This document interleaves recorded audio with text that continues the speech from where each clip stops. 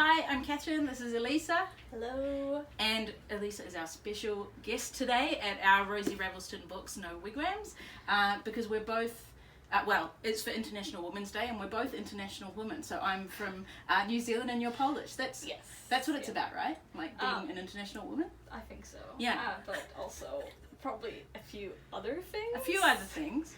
Just a few. Just a few. Tiny bit. But Elisa has a studio at Naughty Studios as well. She is a genius scientist, and she's just finished a PhD, and she's explained to me so many times what it's about, and I'm still not really sure. Let's not go into it because we only have 5 minutes. That's okay. And just I'm gonna just add, genius is not a person; it's an action. Okay. Well, you're a genius in your actions. Well. Also, you wouldn't. Anyway. Just take it. It's International Women's Day. She's amazing. Thank you for coming. We're going to talk about a couple of different books today because Elisa's also an avid reader. So I will start. I have recently read The Power by Naomi Alderman. It's a really interesting book, and it's pretty different. So part of the reason I chose it is because we were talking about strong, powerful women like ourselves. Yeah, look at our muscles. Oh. And in this book, women literally get power. So they're given, suddenly all over the world, teenage girls are given the power to give sort of like electric shocks. And it flips everything on its head, because suddenly if someone's like being a dick to them or, trying to abuse them, they can just electrocute them. With a flick of the fingers, they can inflict terrible pain, even death. And so suddenly it flips everything and men don't have control anymore. And so it's sort of looking about what things would look like if women were in charge. And I think, I won't say too much more. It's really interesting. Interestingly, Margaret Atwood is her mentor. And so I think the idea is really amazing. I think it's not the most powerful piece of writing, but the concept itself is really interesting, and it's a really good book club. So that is my one today. Naomi Alderman, The Power. All right. I guess it's my turn. Yes. Okay, so I don't have my book because I got it from the library and I returned it already. We'll forgive you. Yeah. No, libraries are great. Yeah. So the book that I'm going to be talking about is Invisible Women, Data Bias in a World Designed for Men by Caroline Criado Perez. And I'm sorry if I'm going to mispronounce the name. Oh well. Well, we'll put it underneath as well so people can look it up. Yeah. Yeah. But it's a non-fiction book, and it generally discusses different ways in which data or design not accommodating women is actually bad for like the society, and bad for women, and bad for different other diverse groups. So the book focuses on women, but actually the story goes further, like into essentially that we need diversity in our data, because essentially the way that it's been designed has been focusing a lot on white men. Yeah, and of course. I guess, of course, yeah. I mean, especially if the people creating the software are usually white men, and as a computer scientist, I'm like,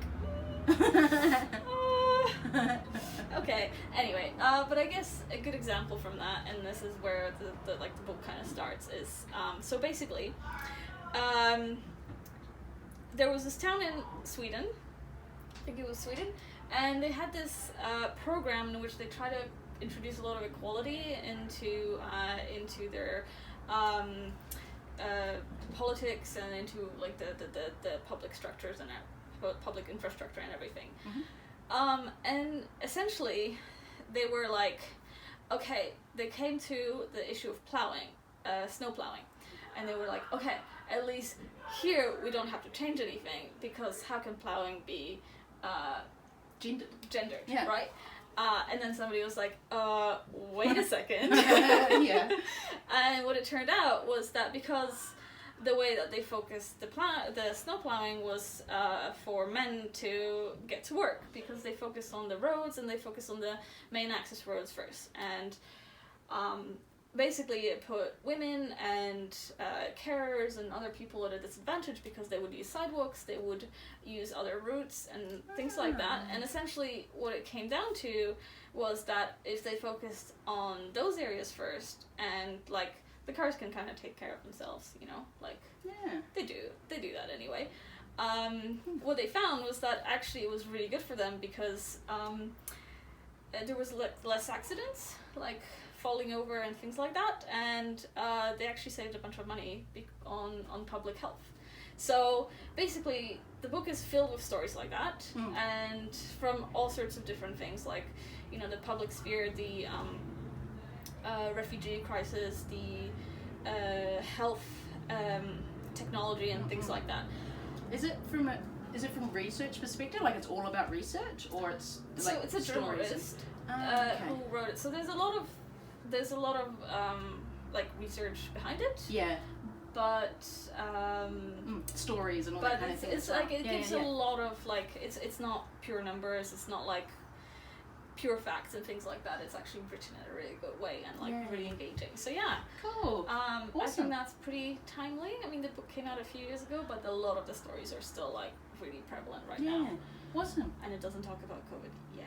It doesn't talk about COVID. No, leave that one. So if you want to go back to a time before COVID and everything, even though it's a really unequal time. Well, we're still there now. We're still unequal, and now we have COVID. Hooray!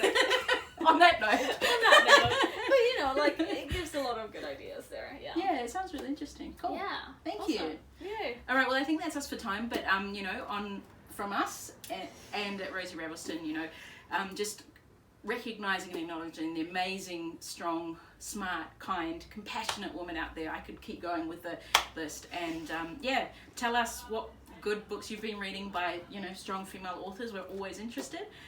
And see you next time.